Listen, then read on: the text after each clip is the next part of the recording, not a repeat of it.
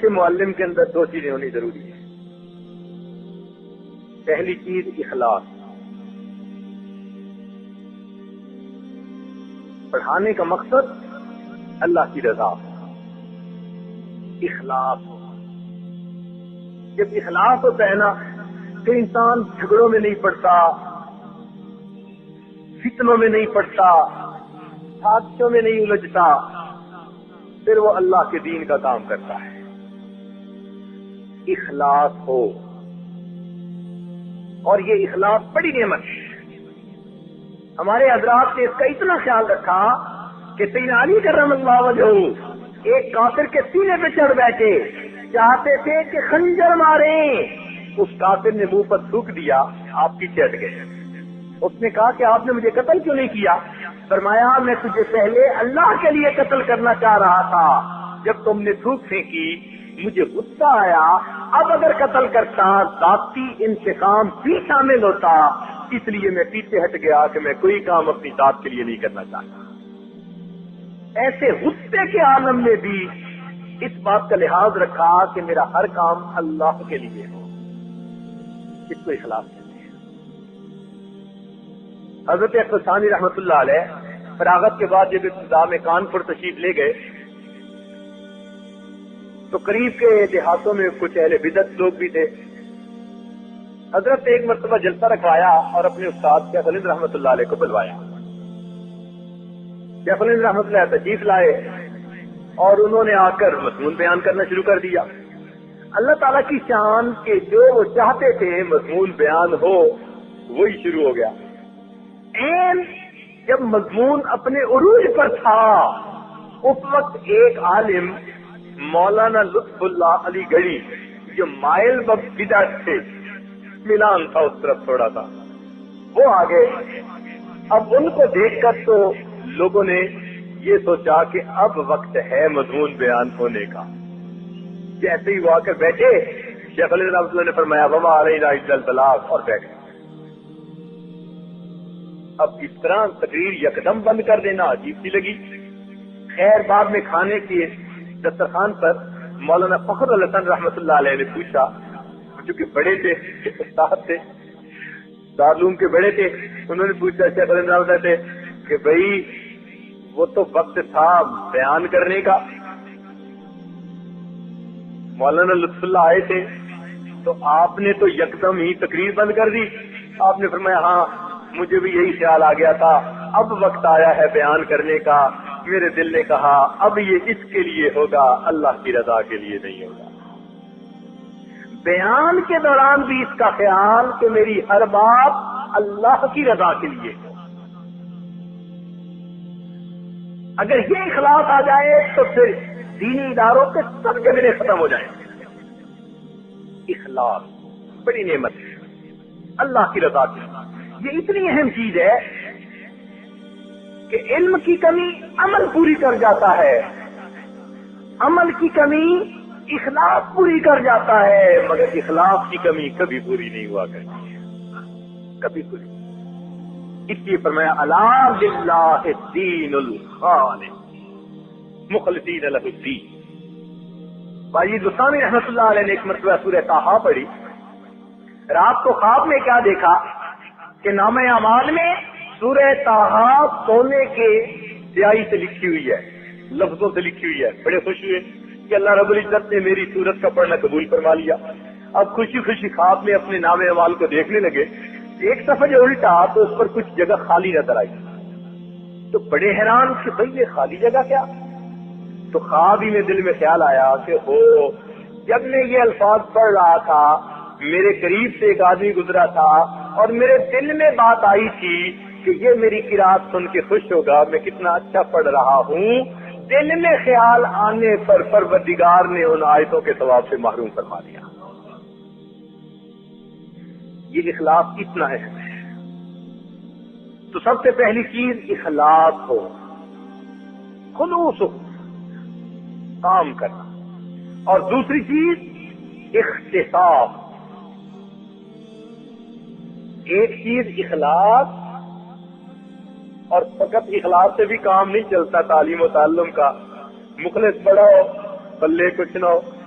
آتا جاتا کچھ نہ ہو تو اس کا خلوص کیا کام آئے گا؟ طلباء کو کیا فائدہ ملے گا؟ اختصاص، تخصص حاصل ہو ہر اس کتاب میں جس کو یہ پڑھانا چاہتے ہیں. اگر نہیں تو اپنے مطالعے سے حاصل کریں. ایک مضمون ملا ہے، اب کما حق محنت کیجیے تاکہ آپ کو اس میں تخصص حاصل ہو جائے پڑھانے کا. ہمارے اکابرین علماء دیوبند میں یہ دو نعمتیں تھیں، اخلاص بھی تھا، اختصاص بھی تھا. جو مضمون ان کے پاس ہوتا تھا سبحان اللہ اس مضمون میں وہ بادشاہ ہوتے تھے.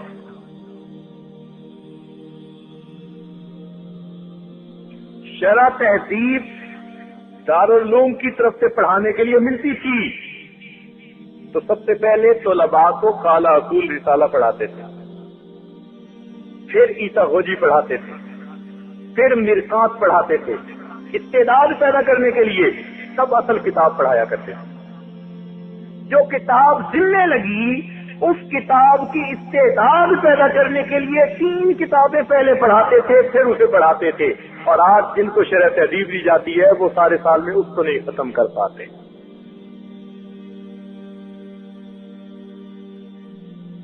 استعداد سننے کی ہوتی تھی، پڑھاتے مرقات تھے. آج پڑھا سلم رہے ہوتے ہیں، استعداد مرقات کی ہوتی ہے. اختصاص نہیں.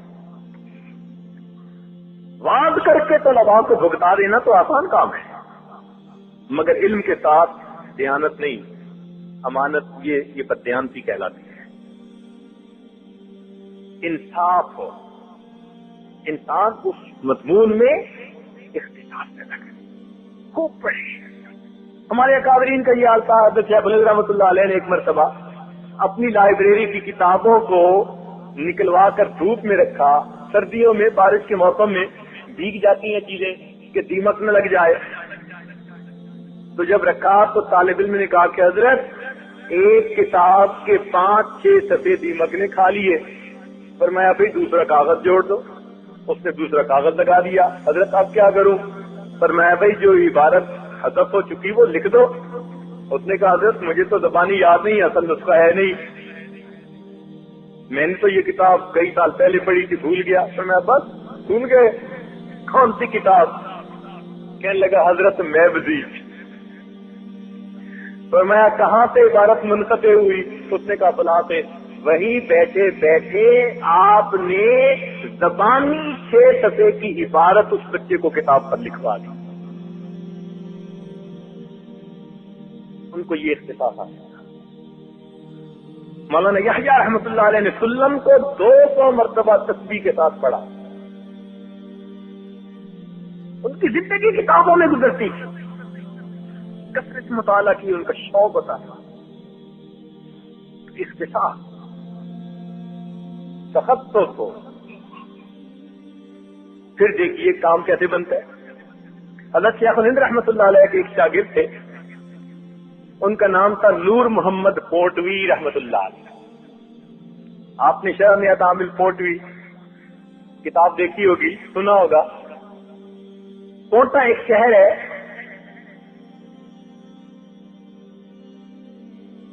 جو ملتان سے قریب کوئی 70-75 کلومیٹر دور، اس سے مین سڑک سے 30 کلومیٹر اندر، 30 کلومیٹر اندر. طلباء 30 کلومیٹر پیدل سفر کر کے سر پہ سامان اٹھا کے ان کے پاس پڑھنے کے لیے جاتے. 300 طلباء گاؤں میں ان کے پاس پڑھا کرتے تھے. یہ عجیب ہے، 30 کلومیٹر پیدل، وہاں ٹانگا بھی نہیں جاتا تھا. سر پہ سامان رکھ کے طلباء 300 کلومیٹر. یہ ایک بات عرض کروں کہ طلباء پڑھے یا نہ پڑھے، یہ جاتے وہی ہیں جہاں پڑھائی اچھی ہو. یہ پکی بات ہے. علامہ شریف کشمیری رحمۃ اللہ علیہ وہ خیر المدارس سے قاسم العلوم آ گئے. تو ایک طالب علم جو تھا وہ بھی قاسم العلوم پہنچ گیا. تو ایک استاد نے دیکھا، اس نے کہا آپ یہاں کیسے؟ کہنے لگا وہ شیخ الحدیث صاحب آ گئے، شیخ الحدیث صاحب آ گئے. اس نے کہا شیخ الحدیث صاحب پڑھائیں گے بخاری شریف اور تو ابھی مرکات کے درجے میں ہے، تو تجھے کیا فائدہ ہوگا؟ کہنے لگا حضرت جہاں بڑے استاد محنت کرنے والے ہو چھوٹوں کو خود بخود محنت کرنی پڑتی ہے. تو یہ بھی عجیب بات کہ طلباء ہمیشہ وہاں جاتے ہیں جہاں پڑھائی اچھی ہو، تو 30 کلومیٹر سفر کر کے اندر جاتے اور طلباء ان سے پڑھتے ہیں.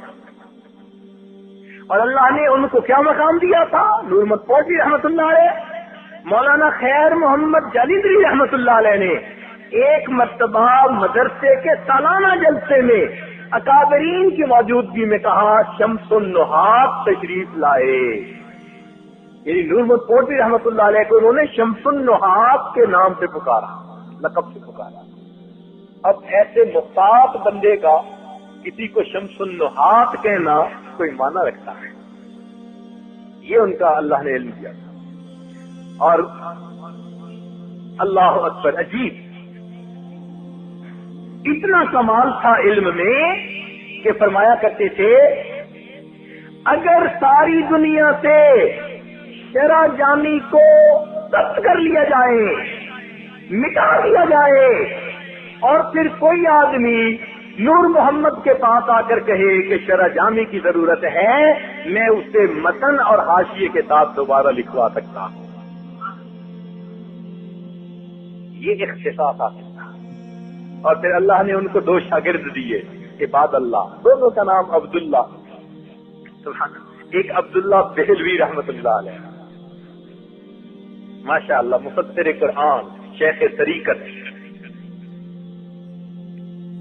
چنانچہ حضرت جب آتے تھے شجاع آباد میں تو عبداللہ بہلوی رحمت اللہ علیہ نے دالوں کے تمام طلباء سے کہا تھا کوئی ان کے جوتیوں کو ہاتھ نہ لگائے، یہ اعداد میں حاصل کروں گا. چنانچہ شیخ آتے تھے تو محتمم حضرت کے جوتے خود اٹھایا کرتے عبداللہ بہلوی رحمت اللہ. اور دوسرے ان کے شاگرد عبداللہ درخواستی رحمت اللہ. سبحان اللہ، دیکھو ایسے ایسے شاگرد دیے. وجہ کیا بنی؟ وجہ یہ بنی کہ انہوں نے شیخ الہند رحمت اللہ علیہ سے دورہ کیا اور یہ چھپ کر رات کو جس راستے سے حضرت دارالحدیث میں آتے تھے اپنے امامے کے ساتھ اس راستے کی صفائی کیا کرتے تھے. صفائی کرتے تھے کہ میرے استاد آئیں گے، میرے شیخ آئیں گے. ایک رات شیخ الہند رحمت اللہ علیہ نے دیکھ لیا، انہوں نے بلا کے پوچھا نور محمد کیا کر رہے ہو؟ حضرت آپ اس راستے سے آتے ہیں حدیث کا درس دینے کے لیے، میرا جی چاہتا ہے میں اس راستے کو صاف کروں، مگر جھاڑو کی بجائے حضرت میں اپنے امامے سے صاف کرتا ہوں. بس استاد کے دل میں محبت آئی، شیخ الہند رحمت اللہ علیہ نے دعا دے دی، ان کی دعا کام آ گئی، اللہ نے نور محمد پوٹری بنا دیا. یوں ہمارے ہم طلباء اپنے اساتذہ کی دعائیں لیا کرتے ہیں. ایک اخلاص ہو اور دوسرا اختصاص، تخصص کام پھر بنتا ہے، پھر لگن ہوتی ہے اور انسان اپنے کام میں مگن ہوتا ہے، پھر مقصد سامنے ہوتا ہے، پھر ادھر ادھر کی باتوں پر بندہ توجہ ہی نہیں دیتا. مولانا یحییٰ رحمۃ اللہ علیہ کے دل میں خواہش پیدا ہوئی کہ میں گنا چوسوں. کہنے لگے اچھا جب فرصت ملے گی چوسوں گا. 18 سال گنا چوسنے کی فرصت نہ ملی. علمی کام میں ہر وقت مشغول، وقت فارغ نہیں ہوتا. تو جب اختصاص حاصل کریں گے تو ہر وقت آپ کتب کے مطالعے میں لگے رہیں گے. پھر یہ گلشن نظر آئے گا، اوڑھنا بچھونا نظر آئے گا، پھر مدرسہ وطن نظر آئے گا اور کتابوں کا کاغذ کفن نظر آئے گا. تو یہ نعمت حاصل کریں.